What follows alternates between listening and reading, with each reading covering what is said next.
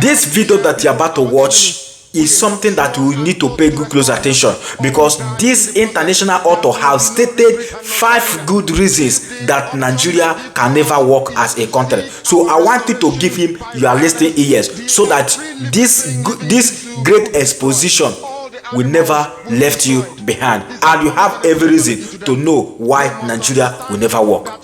This video that you're about to watch is a very shocking one, because these are the questions that I always ask.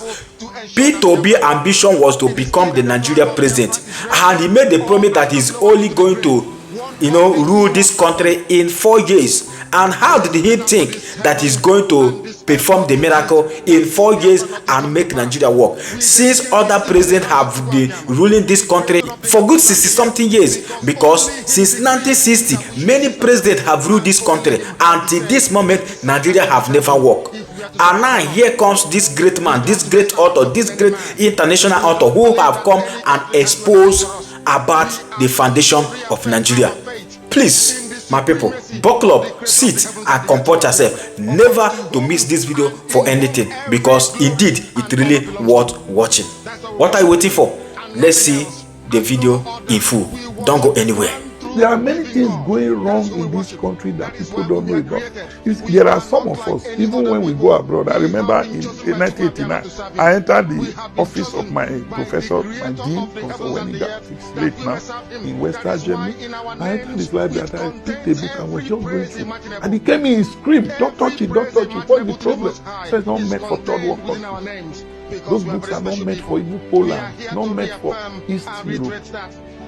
Because there are secrets there. But I was able to see a few things before they took the books from me. One, that the exchange rate of a nation is artificially fixed. Well, they are political economy. Two, that no nation will ever be developed unless they have a homogeneity in one aspect of their life. The same tribe, the same religion, the same ethos, like US, which was freedom. But US is going to crash. The freedom has been taken too far. So freedom is what will kill US. Take note of that. Maybe dead, but you know there is a fallen nation. No country, in those books they wrote, no country will ever develop unless they belong to the same tribe or race. There's no hope for Nigeria. Oh, yes, no hope. There's no hope. Let me just put it this way. If I live too long, maybe I die at the age of 95, which is just about 30 years time. But definitely, if I get there, it will be a miracle. But let somebody note it down so that you tell somebody after me. Nigeria will never, I'm sorry, unless there's an authoritarian regime that tie our necks together and force us to do what they want for at least a minimum of 25 years, like was done with China. After then, you cannot begin to release freedom little by little. Otherwise, Nigeria is a country that is being, there's a tug of war where some people will hold each other that way, some people hold each other this way, then you start pulling at the center. In Nigeria, what we have is multiple pulleys, multiple tugs of war, one year, dragging the center. It can never develop because our budgetary system is, oh, you are giving 10 roads to Edo, 10 roads to Lagos, you must give 10 roads to Bauchi, 10 roads to Gobe, 10 roads that they don't need. I was a bank manager in the 90s when I came back from Germany. I was posted to Bauchi. You have roads tarred that only sheep sleep on them at night, and then you have donkeys on there, no motor, and they are all everywhere. Now look at Lagos, the port that supplies the north, no rail. Because if you say let's put rail, the northern senators and others will insist, no way, you must put the same thing in a place that is not productive. Like the rail line Buhari built to Niger Republic, it's dead, it's big, and we borrow $1.9 billion to build it. We are paying China now, and it's not doing anything for Nigeria. If they have put it on the port, this our roads would have been saved. Roads would have lasted longer. life would have been. Then the cost of spare parts. Again, the cost of spare parts, the things we use in maintaining our vehicle because of barrel, is higher than the total sale of Nigeria crude oil. Quote me, I may not be a professor of economics, but that is the truth. I told you that malaria treatment, the drugs that we import, is higher. The cost is higher than the cost of what we sell, what we get from oil. Think about that. Why is Nigeria being referred to as a third world country? The answer has answered itself. In the third world is even too good, because if we have fifth world, let me tell you this. In 1989, when the Berlin Wall was falling, East Germany was far behind Nigeria. The roads were just cement, narrow, all these interlocking blocks. So backward that me who came from Nigeria felt I was more developed. 5 years later, East Germany was beating UK, beating Canada, beating part of US. Actually, let me drop this bombshell again. Generally, in terms of development, the most developed world right now is China. Only that they still have rural areas that are far behind Nigeria. But in this rural area, everybody is productive. China is so developed that they are building cities that there are no human beings there, just skyscrapers, every amenity there for the future. And then their rail system, you know, I flew from Shanghai to Beijing. Going back to Shanghai, I said, let me take the train. Do you know the airplane that took off from Beijing to Shanghai, and the train got to Shanghai before the aeroplane? I mean, trains that are faster than aircraft. China is so advanced in building infrastructure in so much that each time I'm in China, having visited 4 times, I see American tourists, British tourists, French always open their mouth looking, just looking. And you hear noise about the tallest building in the world here and there, the one in Dubai. No, China has it. They don't talk about it. They don't talk about it. I was just talking to my friend. When I get to Dubai, I'll go there and say, no, look at the tallest building, balloon building. And when I got there, I went, you know where aeroplanes fly, 35 feet above. The balloon building is above where aeroplanes fly. That is above that cloud you see when you are flying. So when you are there, you are not allowed to spend more than 10 minutes because it's pressurized, so that you won't bust out, your blood won't bust out. They rush you by, you just take a bottle and then you go down immediately. Now you see aircraft, international aircraft flying below. So China is doing everything. Longest bridge intercontinental from Zhuhai, it's a port city, Zhuhai, to Macau, which is just a city-state, to Hong Kong, which is closer to Europe. So, I mean, through the ocean, a bridge. And they have done more after I've seen that one. I remember in 1989, I saw in Germany, West Germany, I saw a bridge, and then another bridge on top of bridge. Both of them are river. I was weeping. I said, you mean a river can be on top of another river? Huh. But when I got to China, I saw something else. They don't destroy hills to build roads. They penetrate hills. They don't build bridges on water anymore, except this one they want to display. They put highway. In Shanghai, for instance, it's a twin city. There's a big river in Shanghai. The highway, 8 lane, went under the river. You don't even know. Then rail lines went under the highways. And it's a natural river, still going on its course. Please, I think I'm digressing from the topic of this discussion. But to put it lamely, Nigeria is a 5th world country and we are going to 6th, 7th. And a few years back, let's say 30 years back, you are older. China was behind Nigeria in development. I just told you that in 1989, after my NYC in Kano, I found that East Germany was far behind Nigeria. East Germany. Although you don't even know whether there was East or West now. It's only Germany some of you are seeing. So at the time I was in Germany, there were no blacks, only American soldiers. The day I saw a black man, I cried. Myself and him, a Ghanaian. We held each other, I cried. They were separating us. I couldn't bear it. I was crying. And then Germans then, any black they see, they think you are American. American soldier. Well, go there now. Whites are in the minority. In Germany now, whites are in the minority. You go to Frankfurt Airport, which I was, some few weeks ago, you see Asians, Chinese, blacks everywhere. You hardly see a white. They are minority right now. Arabs everywhere. So Nigeria, in terms of being third world, I think we are lucky because we are moving to, and we have already gotten to fourth, fifth. We are going to the sixth world. Although in some pockets of areas, like you go to Ikoyi, you go to a part of Abuja, you go to a part of this Atlantic, you will see that what is there competes with what is anywhere, central business district of any other country. But that is just there. We are talking of expressways traversing the nation. I mean, infrastructural development. I mean, the beauty of infrastructure is lacking.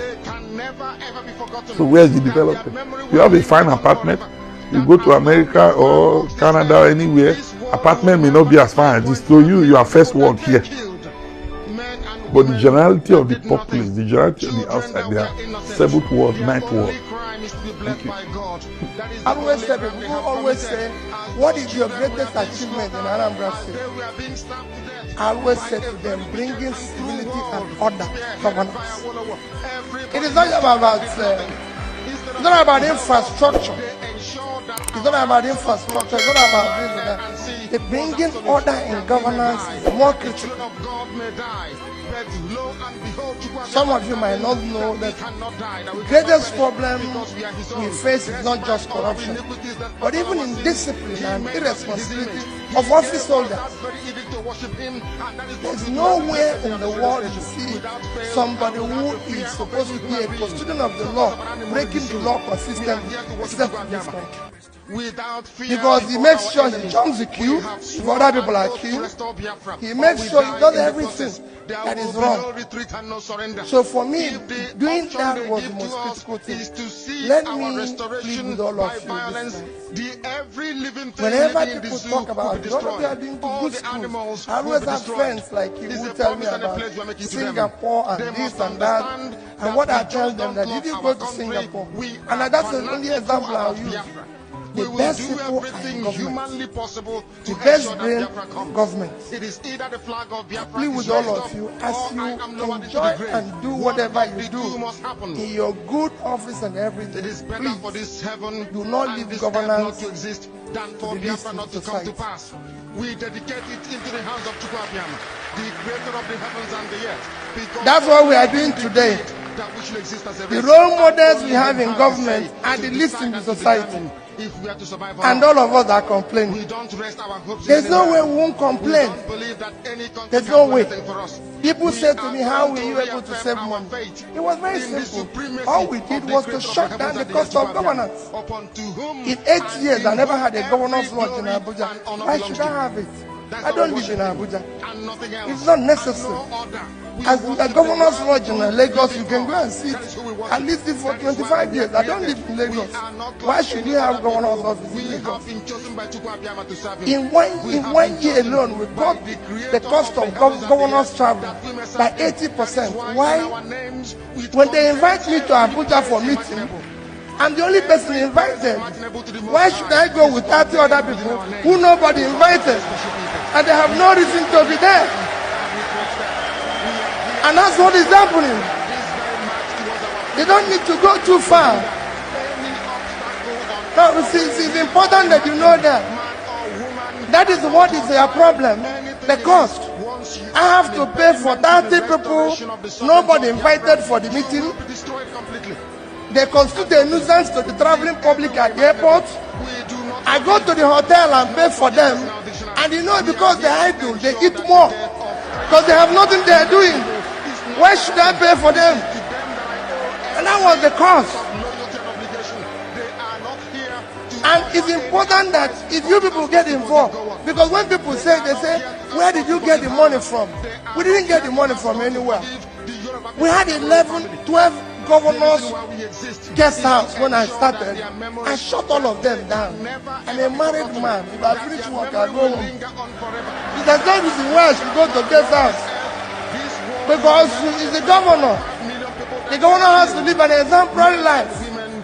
It's important that you people, the reason why I'm saying this for you to get involved. I give you one example that saved us over $500 million. Obasanjo was to visit Anambra State. In my time, he has phoned me. And they said, I have to build the presidential lodge. I said, the president doesn't live in Anambra State. Why should I build a lodge for him? By the time I know it, they have directed somebody who had already packaged contract of $500 million. I said, we will build the house within 6 months. We'll complete it. I said, not as long as I'm here. You're not going to build this place. The president can come in the morning and go in the evening. He doesn't have to sleep here. He doesn't have to sleep here, and I'm not going to do it. When the president phoned me directly, when Obasanjo said, yes, he must sleep in Anambra State, I went to him. I said, Mr. President, it's very simple. I have a lodge as the governor. My bed, everything is there. What I'm going to do, I want these people, let me vacate this place for 1 month. For you people, you stay here. When you go, I come back. I don't need to build a new house. And believe me, they accepted my own position, but took my keys for 1 week. I asked my wife, carry everything. We'll go 1 week, let them stay here. He slept in my own bedroom and everything. And 1 week we spent in a hotel in Oka, 120,000 naira. That would have cost us $1 million naira. Why are we going to do it? We don't need a lodge. Because when people say it, they say, how did you do it? We shut down the cost of everything. And I can say it here, I said people, banker here, I have in Anambra State, the day I left, today, not even today I left, have at least $50 million. I didn't say naira in Access Bank. They have at least $56 million in Fidelity Bank, and they have at least $50 million in Diamond Bank. Because we said we will save our money. We don't need to. But I'm saying all of you here can do it. There's enough money in this country. The responsibility, waste is too much. The greed is too high. This is the only country where people like me in office wants to own everything in the world. It is not so. You don't need to. You can serve your people, reduce your greed, and produce money. So please, I urge all of you, the part